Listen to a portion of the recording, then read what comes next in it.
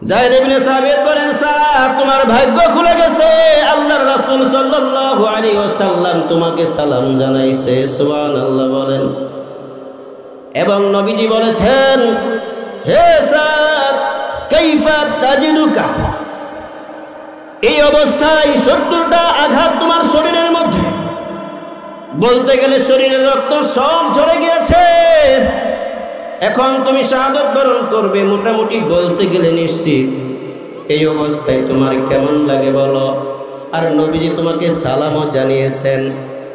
হযরত সাদ ইবনে রবি রাদিয়াল্লাহু তাআলা আনহু বলেন, ওয়া আলা রাসূলিল্লাহি সালামু আলাইকাস সালাম, আল্লাহর নবীর উপর শান্তি বর্ষিত হোক, তোমার উপর শান্তি বর্ষিত হোক।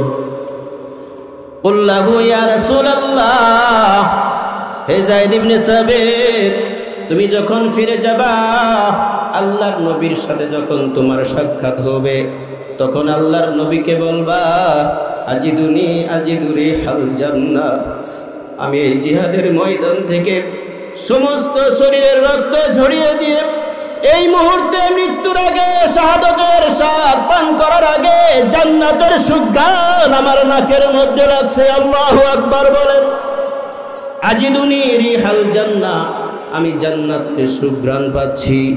আল্লাহর নবীর মহব্বত সাদ ইবনে রবি দেখিয়ে দিলেন, নিজের সমস্ত শরীর রক্ত ময়দানের মধ্যে বিলিয়ে দিলেন এবং নিজের জীবনটা পর্যন্ত আল্লাহর রাস্তায় বিলিয়ে দিয়ে আল্লাহর নবীর মহব্বতে দুনিয়ার জমিন থেকে চলে গেলেন। জীবন দিয়ে নবীকে ভালোবাসার ফলাফল হিসেবে দুনিয়ার জমিনে মরার আগেই জান্নাতের সুঘ্রাণ আল্লাহ নাকে পৌঁছায়া দিছে। সুবহানাল্লাহ। আয়াতের সমর্থনে বুখারী শরীফের 14 এবং 15 নম্বর একটা হাদিস আপনাদের সামনে পাঠ করেছি। এই হাদিসে রাসূল সাল্লাল্লাহু আলাইহি সাল্লাম বলেন, ততক্ষণ পর্যন্ত তোমরা খাঁটি মুমিন হতে পারবে না যতক্ষণ পর্যন্ত তোমরা তোমাদের পিতা মাতা আত্মীয় স্বজন জানমাদের চেয়ে রাসূল সাল্লাল্লাহু আলাইহি সাল্লামকে নবীকে বেশি পরিমাণে ভালো না বাসবে। মুহাদ্দিসিনে কেরাম মুফাসসিরিনে কেরাম বলেন, একজন মানুষ পৃথিবীতে তিনটি অবস্থায় তিনটি জিনিসকে বেশি ভালোবাসে। একটা হইল তার নিজেকে সে নিজে বেশি ভালোবাসে, দ্বিতীয় নাম্বার তার পিতা মাতা আত্মীয় স্বজন বিবি বাচ্চাদেরকে বেশি ভালোবাসে, তৃতীয় নাম্বার ধন সম্পদকে বেশি ভালোবাসে। এই তিন সেক্টরে একজন মানুষের ভালোবাসা সবচেয়ে বেশি হয়। তো আল্লাহ রাসূল সাল্লাল্লাহু আলাইহি সাল্লামকে কোনো ব্যক্তি যদি এই তিন সেক্টরে বেশি ভালোবাসতে পারে, আল্লাহ রাসূল সাল্লাল্লাহু আলাইহি সাল্লাম তিরমিজি শরীফের 3678 নম্বর হাদিসের মধ্যে ঘোষণা করেছেন যে কিয়ামতের ময়দানে ওই ব্যক্তি আমার সাথেই জান্নাতে থাকবে। সুবহানাল্লাহ। মান আহাব্বা সুন্নতি ফাকাদ আহাব্বানি ওয়া মান আহাব্বানি কানা মাই ফিল জান্নাহ আও কামা ক্বালা আলাইহিস সালাতু ওয়াস সালাম। আল্লাহর নবী বলেন, দুনিয়ার জমিনে কোনো ব্যক্তি যদি আমার সুন্নতকে মহব্বত করে প্রতি ক্ষেত্রে পালন করতে পারে, দুনিয়ার জমিনে আমার সুন্নতকে মহব্বত করার অর্থই হচ্ছে আমি নবীকেই মহব্বত করা। আমি নবীকে মহব্বত করে যারা কবর পর্যন্ত আসবে, নবীজি বলেন কথা দিলাম কিয়ামতের ময়দানে আমার সাথেই ওই ব্যক্তির জান্নাত হবে। সুবহানাল্লাহ। এখন প্রশ্ন হলো, তিন সেক্টরে পৃথিবীর জমিনে সাহাবায়ে কেরাম রিদওয়ানুল্লাহি আলাইহিম আজমাইন যারা ছিলেন, এই তিন সেক্টরে আল্লাহর রাসূল সাল্লাল্লাহু আলাইহি সাল্লামকে বেশি পরিমাণে ভালোবেসে দেখায় গিয়েছেন। সুবহানাল্লাহ।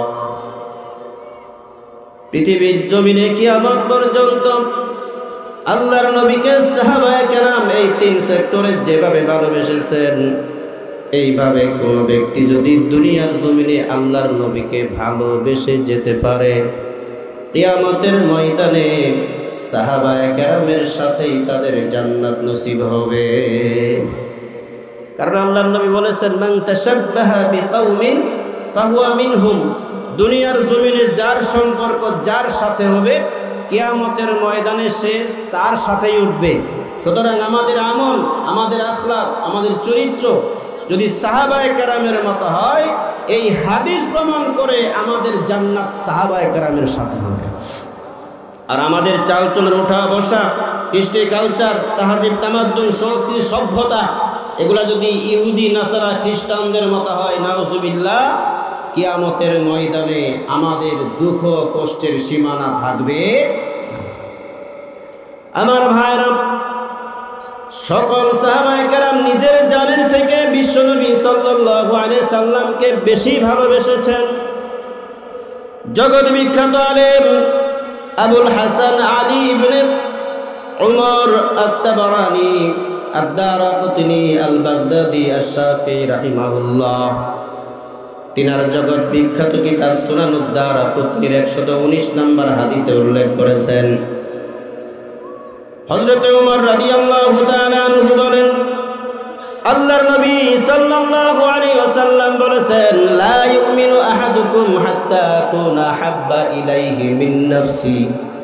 ততক্ষণ পর্যন্ত কোনো ব্যক্তি খাঁটি মুমিন হতে পারবে না যতক্ষণ পর্যন্ত তার নিজের থেকে আল্লাহর রাসূলকে বেশি ভালো না বাসবে। সুবহানাল্লাহ। এই হাদিস প্রমাণ করে প্রত্যেক মুসলমান তার নিজের থেকে আল্লাহর রাসূলকে বেশি পরিমাণে ভালোবাসতে হবে।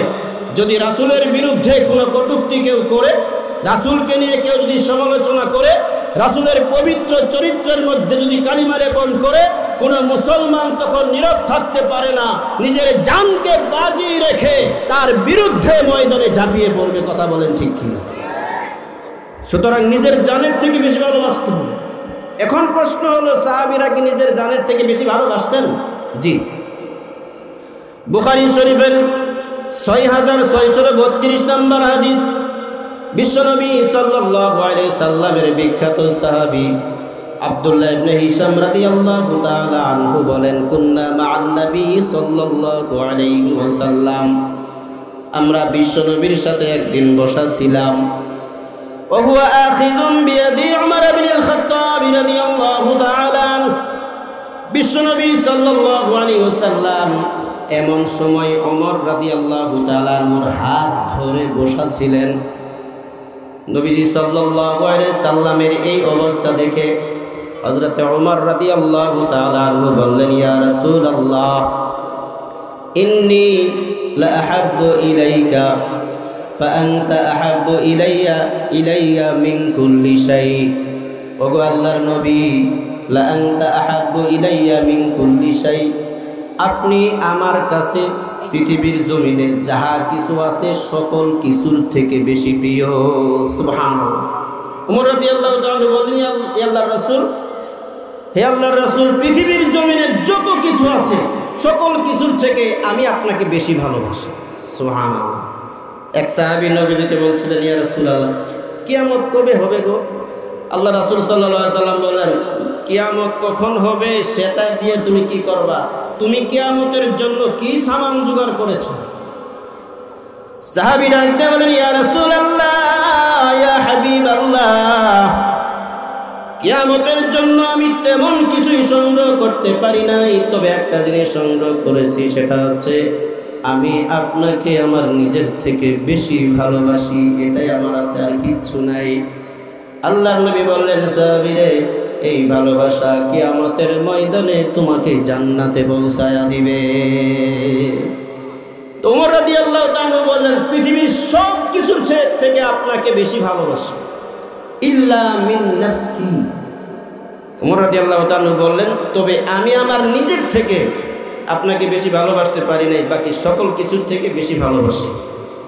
ক্বালান নবী সাল্লাল্লাহু আলাইহি ওয়াসাল্লাম,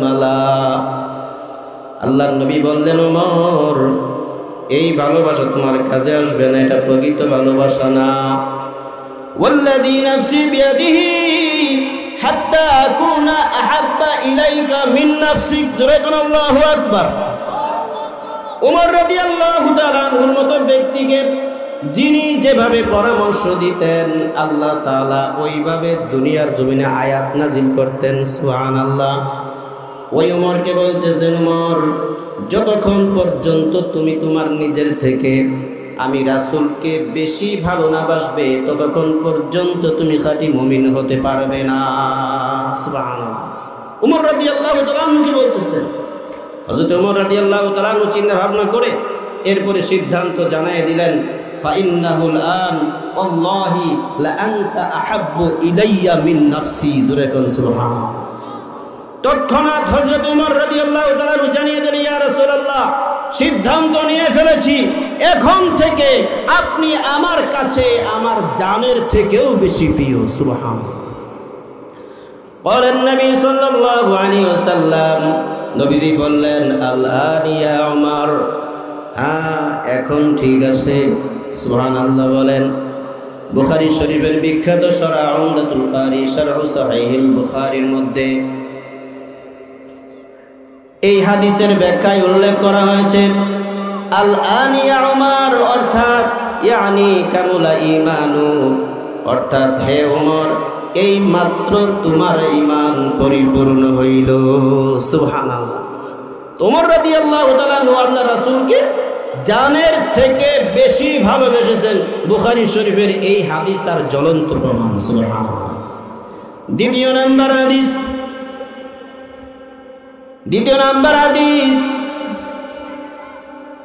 নাম্বার হাদিসের মধ্যে আল্লাহর নবীর বিখ্যাত সাহাবী যায়েদ ইবনে সাবিত রাদিয়াল্লাহু তাআলা আনহু যে হাদিসটা বর্ণনা করেছেন, হাদিসটি আল মুস্তাদরাক আলা সহিহাইনের 4975 নম্বর হাদিসে উল্লেখ করা হয়েছে। যায়েদ ইবনে সাবিত রাদিয়াল্লাহু তাআলা আনহু বলেন, শুনুন, আল্লাহর নবীর একজন সাহাবী আল্লাহর রাসূলকে তাদের জানের থেকে বেশি ভালোবাসার কারণে আল্লাহ রাব্বুল আলামিন দুনিয়ার জমিনে তাদের জন্য জান্নাতের সুসংবাদ, জান্নাতের সুঘ্রাণ নাকের মধ্যে পৌঁছায়া দিয়েছেন। সুবহানাল্লাহ। যায়েদ ইবনে সাবিত রাদিয়াল্লাহু তাআলা আনহু বলেন, আল্লাহর নবীর একজন বিখ্যাত সাহাবী ছিলেন হযরতে সাদ ইবনে রবি রাদিয়াল্লাহু তাআলা আনহু। উহুদের যুদ্ধে তিনি অংশগ্রহণ করেছিলেন। যুদ্ধ যখন শেষ হয়ে গেল, যায়েদ ইবনে সাবিত রাদিয়াল্লাহু তাআলা আনহু বলেন, বাসানি রাসূলুল্লাহ সাল্লাল্লাহু আলাইহি ওয়াসাল্লাম লিতলাবি সাদ ইবনে রবি রাদিয়াল্লাহু তাআলা। যুদ্ধ যখন শেষ হয়ে গেল, নবীজি যায়েদ ইবনে সাবিতকে পাঠিয়ে দিলেন সাদ ইবনে রবির অনুসন্ধান করার জন্য এবং তাকে বলে দিলেন, ইন রাআইতাহু ফাকরিহু মিন্নিস সালাম।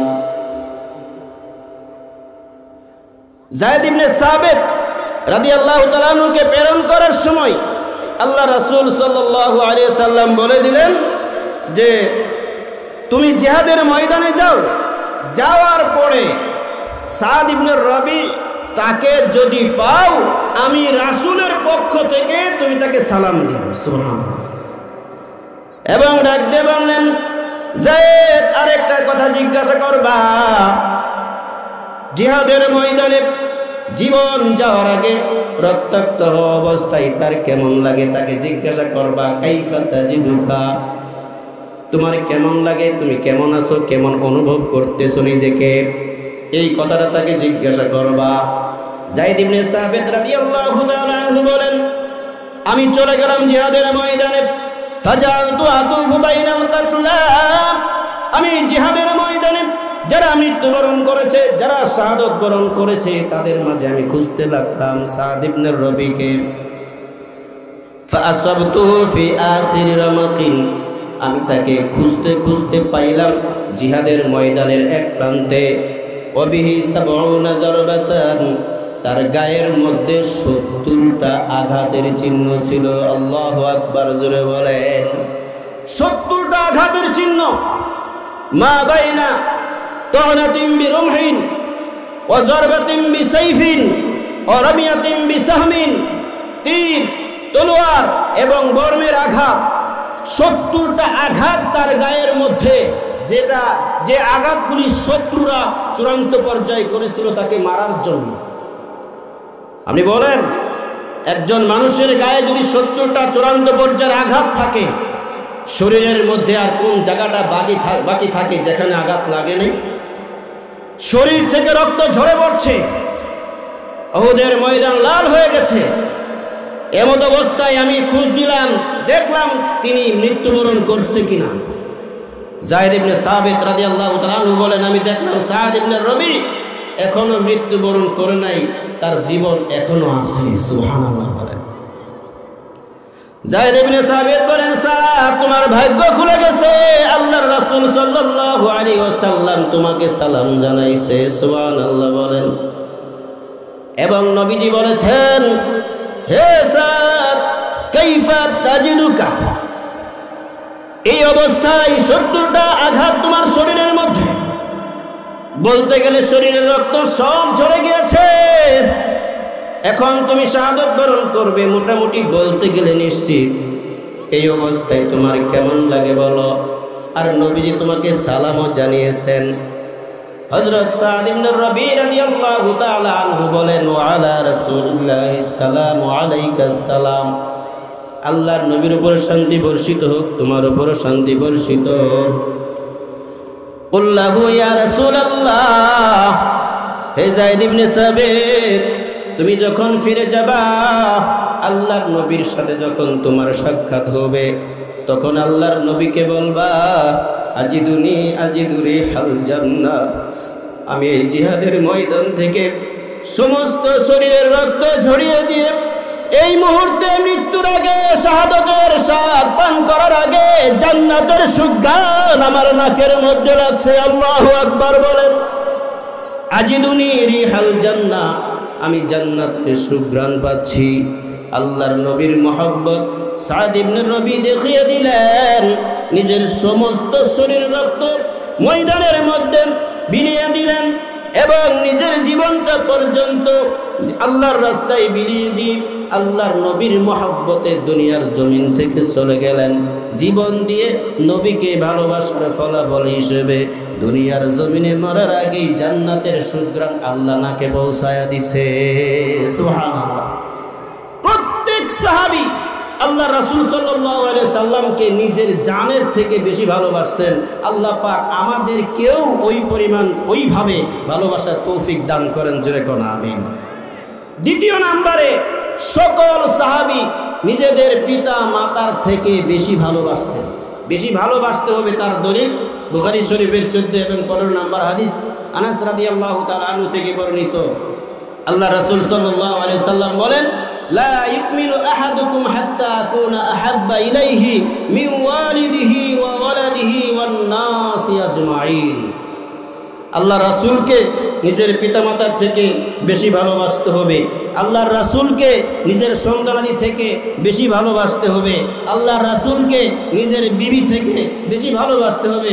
কয়টা বলা হবে? ওয়ান নাসি আজমাইন, পৃথিবীর মধ্যে যত মানুষ আছে সকলের থেকে আল্লাহর রাসূলকে বেশি ভালোবাসতে হবে। সুবহানাল্লাহ। দলিল, আল্লাহ রাসূলের একজন সাহাবী ছিলেন, নাম ছিল আব্দুল্লাহ, বাবার নাম ছিল আব্দুল্লাহ ইবনে উবাই ইবনে সালুল, রইসুল মুনাফিকিনের ছেলে আব্দুল্লাহ, আল্লাহর নবীর বিখ্যাত সাহাবী, বাবা নামে সাহাবী, বাস্তবে মুনাফিক, চির জাহান্নামী। জোরে কোন নাউজুবিল্লাহ। আমাদের সমাজের মধ্যে এরকম আছে, মুখে মুখে মুসলমান কিন্তু বাস্তবে এ টু জেড পুরাটাই ফরমালিন মুক্ত মুনাফিক। আছে না নাই? কথা কেন না করে আছে না নাই? আছে। নবীজির জামানায় ছিল, হুজুর এত ওয়াজ করেন, সারা বাংলাদেশে যে পরিমাণ ওয়াজ হয়, প্রত্যেক জুমায় মসজিদে যে পরিমাণ ওয়াজ হয়, এরপরেও কি মুনাফিক থাকার কথা? জি, থাকার কথা না, থাকবেই, এটাই স্বাভাবিক। আল্লাহ রাসূলের ওয়াজ শোনার পরেও যদি মুনাফিক থাকে, আমগর ওয়াজ কি কোনো বেল আছে এই জায়গার? কথা কোন ঠিক কিনা? থাকবে। তবে আমি যেন মুনাফিকের খাতায় না যাই, আল্লাহ তৌফিক দান করেন, জোরে কোন আমিন। সবারই চেষ্টা থাকতে হবে কারো নাম যেন মুনাফিকের খাতায় না যায়। হযরত আবু হুরায়রা রাদিয়াল্লাহু তাআলা আনহু থেকে হাদিস, হাদিসটি মাজমাউজ যাওয়ায়েদ ও মানবাউল ফাওয়ায়েদের 1 নম্বর খণ্ডের 113 নম্বর পৃষ্ঠার মধ্যে উল্লেখ করা হয়েছে। হযরত আবু হুরায়রা রাদিয়াল্লাহু তাআলা আনহু বলেন যে রাসূল সাল্লাল্লাহু আলাইহি সাল্লাম কয়েকজন সাহাবী নিয়ে রাস্তা দিয়ে যাচ্ছেন।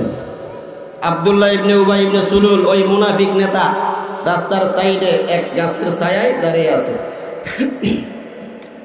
হযরত আবু হুরায়রা রাদিয়াল্লাহু তাআলা আনহু বলেন, নবী যখন তার সামনে দিয়ে চলে যায়, এমন সময় ওই মুনাফিক আব্দুল্লাহ ইবনে উবাই ইবনে সালুল তার সাথীদেরকে বলতে লাগলো, কাদ গাব্বারা আলাইনা ইবনু আবি কাবসা। আবু কাবসা বলে মানুষকে হেয় করা হইতো, লজ্জা দেওয়া হইতো, ছোটলোকি বলা হইতো। আল্লাহ রাসূলকে শোনায়া শোনায়া বলে যে মুহাম্মদের মতো ছোট লোক আমাদের গায়ের মধ্যে ধুলা দিয়ে গেছে। জোরে কন্না নাউজুবিল্লাহ। এই কথা বলছে বাবা। আবার নবীজির সাথে যিনি আছেন হযরত আব্দুল্লাহ রাদিয়াল্লাহু তাআলা আনহু, ওনার ছেলে বাবা এই মন্তব্য করছে নবীজির সাথে এই বেয়াদবি করার কারণে। বেয়াদবি করছে বাবা, এবার ছেলে কি বলে শুনুন। আব্দুল্লাহ সাথে সাথে বলে ফেললেন, ইয়া রাসূলুল্লাহ ওয়াল্লাযী আকরামাকা ওয়া আনজালা আলাইকাল কিতাব। ওগো আল্লাহর নবী, আপনাকে আমার বাবা অসম্মানী কথা বলেছে, আপনাকে অসম্মান করেছে। আমি আল্লাহর কসম খেয়ে বলতেছি যে আল্লাহ আপনাকে সম্মানিত করেছেন এবং যে আল্লাহ আপনার উপর কোরআন নাজিল করেছেন। লাউ শি'তা লা'তাইতুকা বিরাসিহি। ওগো আল্লাহর নবী, আমার বাবা আপনার সাথে একটু আগে যে বেয়াদবি করেছে, এই বেয়াদবির ক্ষমা নাই। ওগো আল্লাহর নবী, আপনি যদি চান, আপনি যদি হুকুম করেন, এই মুহূর্তে আমার বাবার মাথা কেটে আপনার পায়ের মধ্যে নিক্ষেপ করব। সুবহানাল্লাহ। আমার বাবা আপনার সাথে বেয়াদবি করেছে, আপনাকে ছোট লোক বলেছে। আমার বাবা হতে পারে, কিন্তু আমার বাবার চেয়ে কোটি গুণে আপনাকে বেশি ভালোবাসি। আপনি যদি চান, অক্ষণ বাবার মাথা কেটে আপনার পায়ের কাছে ফেলাই দেন। সুবহানাল্লাহ। এর দ্বারা কি বোঝা যায়? সাহাবী তার বাবার থেকে নবীকে কম ভালোবেসেছেন না বেশি? অল্প বেশি না অনেক বেশি? অনেক বেশির সীমানা কি এটা পৃথিবীর কেউ নির্ধারণ করতে? আল্লাহ রাসূল সাল্লাল্লাহু আলাইহি সাল্লাম কি জবাব দিয়েছেন? আমরা হলে কি জবাব দিতাম? মনে করেন একজন এমপি সাহেব যাচ্ছেন, তো এমপি সাহেবকে রাস্তা দিয়ে যাওয়ার সময় পাশের কোনো ব্যক্তি যদি তাকে অপমান করে, আর আরেকজন যদি ওনার তো অনেক চেলাফেলা থাকে, ঠিক না? অনেক চেলাফেলা থাকে না?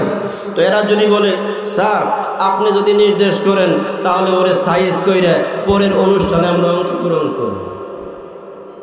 তো এমপি সাহেব যদি জাতের এমপি সাহেব, তাহলে কি বলবে? বলবে, এটা প্রতিশোধ না নিয়ে আমাকে বলছিস কেন? সাইজ কইরা পরে না কথা কবি। কথা কোন ঠিক কিনা? এরকমই তো হয়। আমরা তো জানি, মোটামুটি সবার খবরই তো জানি, আমরা সকলেরই তো ইমাম। কথা কোন ঠিক কিনা? যদি কোনো অভিযোগ, কাহার বিরুদ্ধে কোনো অভিযোগ নিয়ে যাওয়া হয়, প্রথম বক্তব্য, এইভাবে এসেছো কেন? ওটা সাইজ করে পরে না আসবা, এরপরে না দেখবো। কথা কোন ঠিক কিনা? এটা রাসূলের চরিত্র হতে পারে? জোরে বলেন, হতে পারে? রাসূল সাল্লাল্লাহু আলাইহি সাল্লাম তার ব্যক্তি আক্রোশে, ব্যক্তি প্রয়োজনে রাসূল সাল্লাল্লাহু আলাইহি সাল্লামকে ব্যক্তিগতভাবে কেউ কষ্ট দিয়েছে, এর প্রতিশোধ রাসূল সাল্লাল্লাহু আলাইহি সাল্লাম কখনো কোনো দিন নেই। জোরে কোন, নেই নাই। নবীজি নেন নাই কখনো। নবীজির আদর্শ পেয়েছিলেন সাহাবায়ে কেরাম। হযরত আলী রাদিয়াল্লাহু তাআলা আনহু জিহাদের ময়দানে কাফেরকে ধরাশায়ী করে মাটির মধ্যে ফেলে দিয়েছেন, বুকের উপরে উঠেছেন, তলোয়ার হাতে নিয়েছেন, এখন শুধু সাইজ করবেন। এই সময় ওই লোক মনে করলো, মরেই যেহেতু যাব, শেষ একটা কাম করে থুয়ে যায়, মুখের মধ্যে থুতু নিক্ষেপ করছে। আছে না এলাকার মধ্যে মারামারি লাগলে শেষ পর্যন্ত কিছু না ফেলে থুতু মারে? আছে না? নাই? তো থুতু নিক্ষেপ করছে। হযরত আলী রাদিয়াল্লাহু তাআলা আনহুর সাথে সাথে ওই ব্যক্তির উপর থেকে নেমে গেছে, তলোয়ার নিয়ে সাইডে দাঁড়িয়ে আছেন। এমন সময় ওই কাফের ডাক দিয়ে বলে, আলী, যে সময় আমাকে রাগে চূড়ান্ত পর্যায়ে হত্যা করার কথা, তুমি তো ইসলামের জন্য আমাকে ধরাশায়ী করেছ, হত্যা করার ধার প্রান্তে চলে এসেছ। আমি তোমার গায়ে থুতু নিক্ষেপ করেছি, এই থুতু নিক্ষেপ করার কারণে তোমার তো আরো রাগ বেশি হওয়ার কথা। আমাকে চূড়ান্ত পর্যায়ের যার পর নাই শাস্তি দিয়ে হত্যা করার কথা, কিন্তু তা না করে তুমি আমার উপর থেকে সরে গেলে, তার কারণ কি? হযরতে আলী রাদিয়াল্লাহু তাআলা আনহু ডাক দিয়ে বলেন, কাফের, ভালো করে শোনো, আমরা নিজেদের জন্য কখনো কোনোদিন যুদ্ধ জিহাদ করি না। আমরা নিজেদের রাগ ক্রোধ এটাকে থামানোর জন্য কাহার উপর প্রতিশোধ নেই না। আমরা তো যুদ্ধ করি আল্লাহর জন্য, কাউকে হত্যা করি আল্লাহর জন্য, কাউকে ক্ষমা করে দেই সেটাও আল্লাহর জন্য। করার জন্য যে কাজ করি ওই কাজের মধ্যে নিজেদের ব্যক্তিগত কোনো স্বার্থ আমরা ঢুকাই না। জোরে কোন সুবহানাল্লাহ। তুমি যখন আমার মুখের মধ্যে থুতু নিক্ষেপ করেছ, এর আগ পর্যন্ত আমার সব কিছুই ছিল আল্লাহর জন্য। তুমি যখন আমার মুখের মধ্যে থুতু নিক্ষেপ করলা, ওই থুতু নিক্ষেপ করার কারণে আমার ব্যক্তিগত রাগ চলে আসছে। এই মুহূর্তে যদি তোমাকে হত্যা করি, আল্লাহকে খুশি করার জন্য যে কাজ করতেছিলাম ওই কাজের মধ্যে নিজের স্বার্থ ঢুকে যাবে। সুবহানাল্লাহ বলেন। এখন হত্যা করলে আমার নিজের রাগ, নিজের স্বার্থ ঢুকে যাবে। আর আমরা নিজের স্বার্থে কিছু করি না, সকল কিছু করি কার স্বার্থে? কার জন্য? চুরেকন মুসলমানের সব কাজ কার জন্য? আল্লাহর জন্য। তো কাফের যখন দেখলো, আহারে মুসলমানদের কাজ এত নিপুণ, এত সুন্দর, এত নির্ভুল, মুসলমান তাদের খোদাকে এত ভালোবাসতে পারে, সুতরাং যে মুসলমান এই পরিমাণ ভালোবাসা তার মালিককে দেখাতে পারে, ওই মুসলমানদের ধর্ম কখনো মিথ্যা হতে পারে না, এটা সত্য ধর্মই হবে। আরে আমাকে মারার আগে কালিমা পড়াইয়া মুসলমান বানায়া দেন। সুবহানাল্লাহ। চরিত্র, ব্যবহার সাহাবায়ে কেরামের এত সুন্দর ছিল যে ব্যবহার দেখেই কাফেররা মুসলমান হয়ে যাইত। সুবহানাল্লাহ। তো আল্লাহ রাসূল সাল্লাল্লাহু আলাইহি সাল্লামকে আব্দুল্লাহ ইবনে উবাই ইবনে সালুল যখন অপমান করে কথা বলছেন, অপমান করে কথা বলেছে, তার ছেলে ছিল খাঁটি সাহাবী, তিনি বললেন, ইয়া রাসূলুল্লাহ, আপনাকে অপমান করেছে, তার অপমান কিছু যায় আসে না, আপনাকে তো আল্লাহ সম্মান দিয়েছেন। সুবহানাল্লাহ। আল্লাহ আপনাকে এই পরিমাণ সম্মান দিয়েছেন যে আল্লাহ পাক আপনার উপর 30 পারা কোরআন নাজিল করেছেন।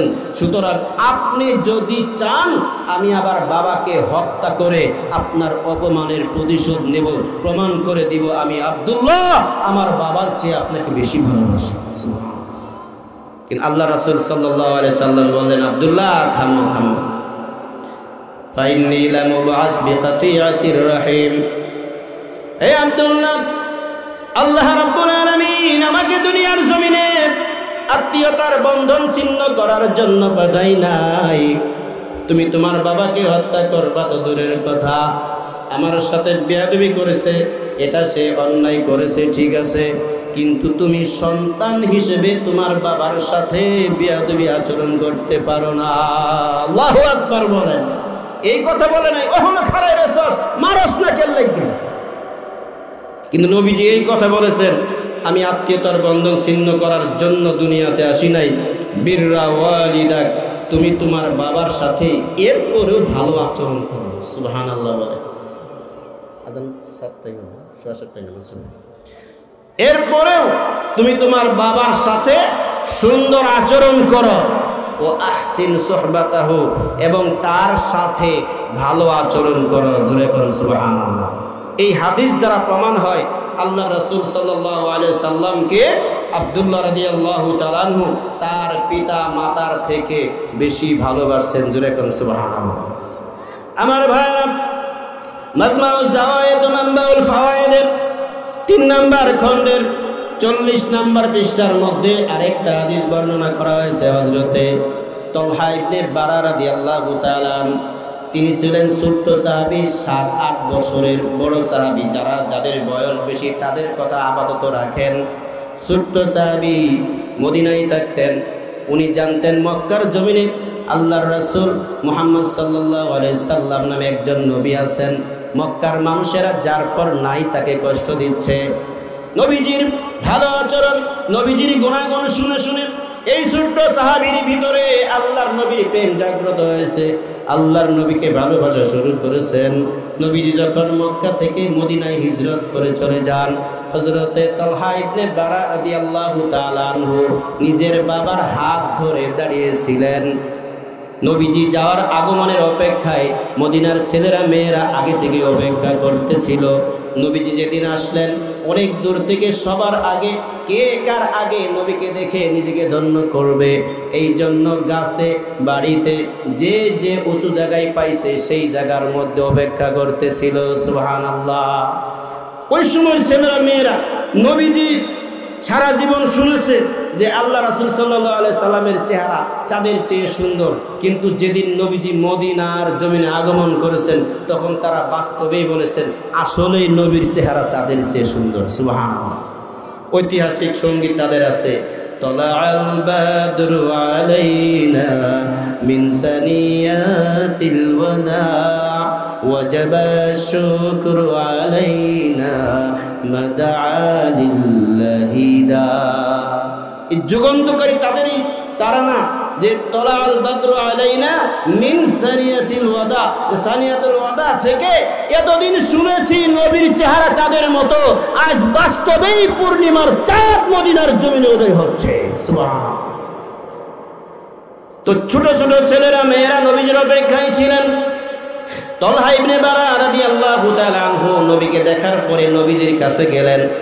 যাওয়ার পরে বললেন, ইয়া রাসূলুল্লাহ, ইয়া হাবিবাল্লাহ, আমি আপনাকে আমার জানের থেকে, আমার পিতামাতার থেকেও বেশি ভালোবাসি। সুবহানাল্লাহ। ছোট্ট ছেলে, আশ্চর্যের বিষয় না? হাদিসের মধ্যে আসছে, ফাআজিবা লিযালিকা নবী সাল্লাল্লাহু আলাইহি সাল্লাম ওয়া হুয়া গুলাম।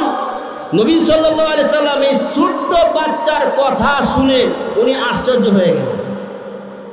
তো বেশি জানের থেকে বেশি ভালোবাসলে, পিতামাতার থেকে বেশি ভালোবাসলে মুখে বললে হবে না, তার প্রমাণ দিতে হয়। কথাগুলো ঠিক কিনা? বর্তমান বিশ্বে অনেকেই প্রমাণ দেয় যে তোমাকে যে জীবনের থেকে বেশি ভালোবাসি, তার প্রমাণ হইল তোমারে যদি না পাই আমি মরে যাবো। হে অগো, আমিও মরে যাবো বলে রশি আর দুইটা দরকার নাই, তাহলে এক রশিতেই মরে যাবো। তো বাস্তবে দেখা যায় এক রশি দুই মাথায়, মানে মাঝখানে রশি ডালের মধ্যে আর দুই রশির দুই মাথায় দুইজনে ঝুলতেছে। কথাগুলো ঠিক কিনা? এটা তো পুরাটাই জায়েজ না? হ্যাঁ, আচ্ছা যাই হোক, এটা আমার বিষয় না। তো এই সাহাবী, ছোট্ট সাহাবী যখন বলেছেন আমি আপনাকে আমার জানের থেকে বেশি ভালোবাসি, ইয়া আল্লাহর রাসূল, হে আল্লাহর রাসূল, আমি আপনাকে আমার পিতা মাতার থেকেও বেশি ভালোবাসি, প্রমাণ চান? মুরনি বিআমরিকা ওয়ালা আ'সি লাকা আমরা। হে আল্লাহর রাসূল, আপনি আমাকে এই মুহূর্তে যে আদেশই করবেন আপনার ভালোবাসার প্রমাণের জন্য, আমি সেটা অবশ্যই করে দেখাবো। সুবহানাল্লাহ। রাসূল সাল্লাল্লাহু আলাইহি সাল্লাম খুনসুটি স্বরূপ তাকে বললেন, হ্যাঁ, যে ইযহাব ফাকতুল আবাকা। ভালো করে বুঝেন, ছোট সাহাবীর ভিতরে কি পরিমাণ নবী প্রেম ছিল। নবীজি বললেন পরীক্ষা করার জন্য না, খুনসুটি করে না ছোট ছেলেদের সাথে হাসি কৌতুক করে না। তো এই ছলে নবীজি বললেন, যাও তুমি আমাকে বেশি ভালোবাসো তোমার বাবার থেকে? হ্যাঁ অবশ্যই। তাহলে তোমার বাবা যদি বাচ্চা থাকে, আমিও যদি বেঁচে থাকি, তাহলে তো সমান হয়ে গেল, বেশি ভালোবাসা তো হলো না। ইযহাব ফাকতুল আবাকা, যাও তোমার বাবাকে হত্যা করো, তোমার বাবার মাথাটা কেটে আনো। হাদিসের মধ্যে আসছে ফাযহাবা মুআল্লিয়ান ইয়াফআলু। নবীজির নির্দেশ পাওয়ার সাথে সাথে লাফ দিয়ে একটা দৌড় দিয়েছে বাবার মাথা কাটার জন্য। সুবহানাল্লাহ। ফাদাআহু নবী সাল্লাল্লাহু আলাইহি ওয়াসাল্লাম ফাকালা আকবিল। নবীজি বললেন, থামো, দৌড় দিও না, এদিকে আসো, তোমার বাবাকে হত্যা করার জন্য আমি তোমাকে পাঠাই নাই, নির্দেশ দেই নাই। আত্মীয়তার বন্ধন ছিন্ন করার জন্য আল্লাহ আমাকে দুনিয়াতে পাঠাই নাই। আমি দেখতে চাইলাম আসলেই তুমি আমাকে তোমার বাবার থেকে বেশি ভালোবাসো কিনা। তোমার এই দৌড়, তোমার এই প্রস্তুতি, তোমার এই পদক্ষেপ প্রমাণ করে তুমি তোমার বাবার থেকে আমি নবীকে বেশি ভালোবাসো। সুবহানাল্লাহ। এর কিছুদিন পরে হযরত তালহা রাদিয়াল্লাহু তাআলা অসুস্থ হয়ে গেলেন। ছোট্ট সাহাবী, নবীজিও বাচ্চাদেরকে অনেক বেশি ভালোবাসতেন।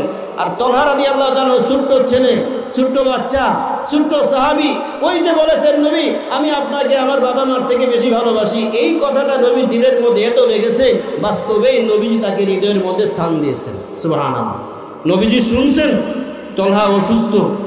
রাসূল সাল্লাল্লাহু আলাইহি ওয়াসাল্লাম হাদিসের মধ্যে আসছে, রাত্রিবেলা যখন শুনছেন নবী তলহার বাড়িতে গেছেন, রাত্রি ছিল অন্ধকার, ছিল শীতকাল, আবার বৃষ্টিও পড়তেছে, দুজাহানের সর্দার ছোট্ট একজন সাহাবীকে দেখার জন্য তার বাড়িতে চলে গেছে।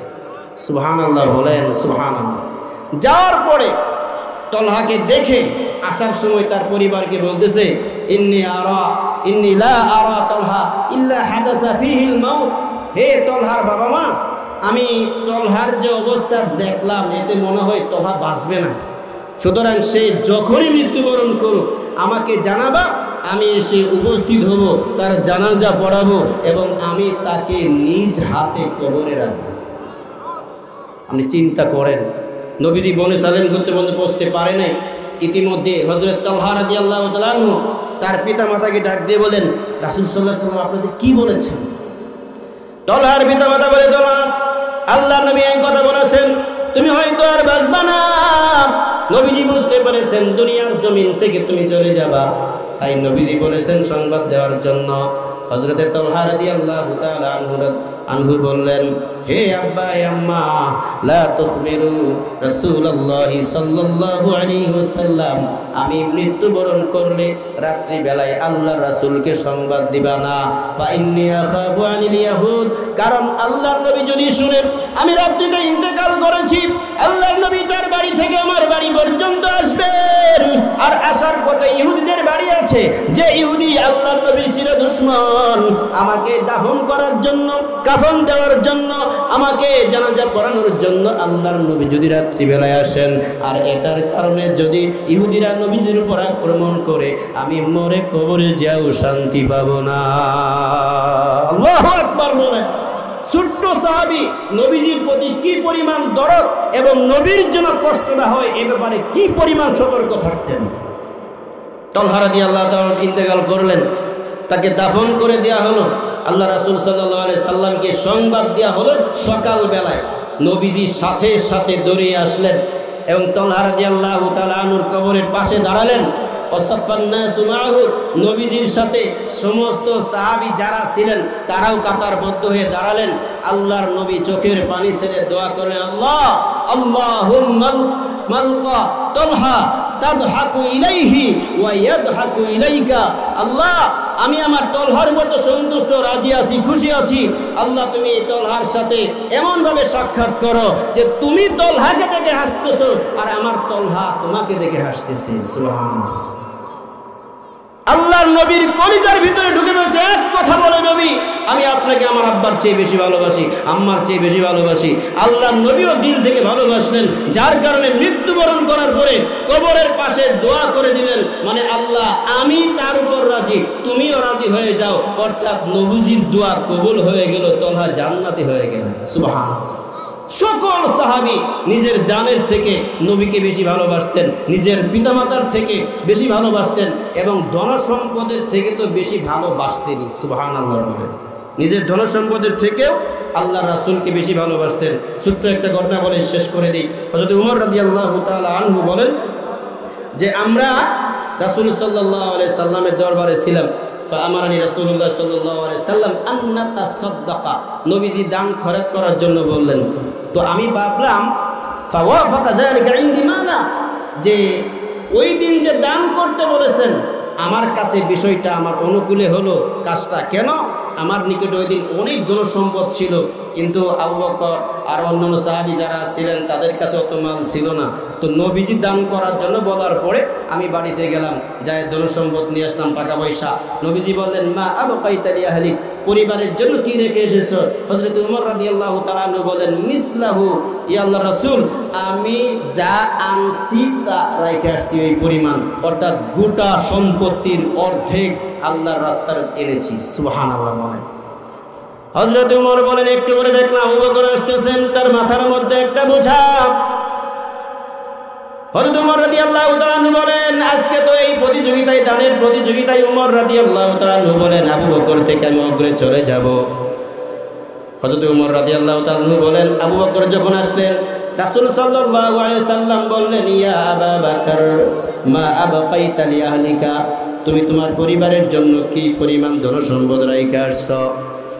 হযরত আবু বকর সিদ্দিক রাদিয়াল্লাহু তাআলা আনহু বললেন, ইয়া রাসূলুল্লাহ, আমি একটা টাকাও রাইখা আসি নাই, কোনো খাদ্য সামগ্রী রাইখা আসি নাই, আমার ঘরের মধ্যে যা ছিল সব কিছু বোঝা বেঁধে আপনার দরবারে হাজির হয়ে গেছি।